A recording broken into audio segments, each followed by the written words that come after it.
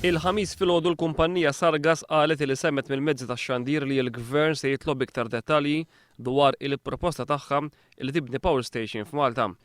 Waqt li qal li huma jilqgħu b'sodisfazzjon din id-deċiżjoni, il-kap eżekuttiv ta' Sargas, Henrik Fleischer, fakkar li l-kumpanija tiegħu damet 3 snin biex tikkonkretizza xi forma ta' ftehim mal-gvern.